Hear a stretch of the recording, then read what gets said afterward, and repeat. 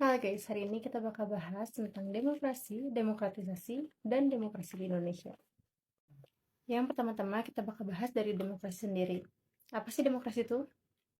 Demokrasi adalah tatanan kehidupan kenegaraan yang dianut oleh banyak negara, salah satunya Indonesia. Konsep ini lahir karena ada tuntutan dari masyarakat negara barat untuk mendapat hak dan perlakuan yang sama di mata hukum. Sementara tujuan utamanya untuk masyarakat adalah mendapatkan kehidupan yang adil, sejahtera, dan makmur. Dengan mengedepankan konsep keadilan, kejujuran, dan keterbukaan antara masyarakat dan penguasa negara. Konsep ini juga dianut untuk menghindari tindakan kesewenang-wenangan dari penguasa negara. Sementara demokratisasi didefinisikan sebagai perubahan rezim politik menjadi lebih demokrasi. Entah itu awalnya mereka otoriter, menuju ke demokrasi, otoriter ke semi-demokrasi, atau semi-otoriter ke demokrasi.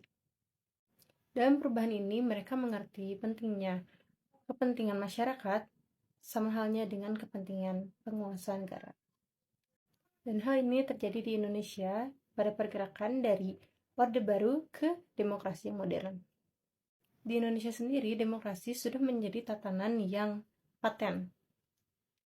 Segala tatanan perundang-undangan sudah dikibatkan pada penyetaraan posisi antara segala peraturan perundang-undangan sudah dikibatkan pada penyetaraan posisi antara penguasa negara dan masyarakat.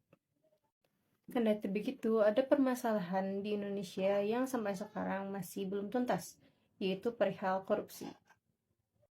Dan alasan mengapa korupsi ini berbanding terbalik dengan demokrasi di Indonesia adalah karena korupsi didasarkan pada keserakahan dan tentunya sangat tidak memperhatikan kepentingan rakyat.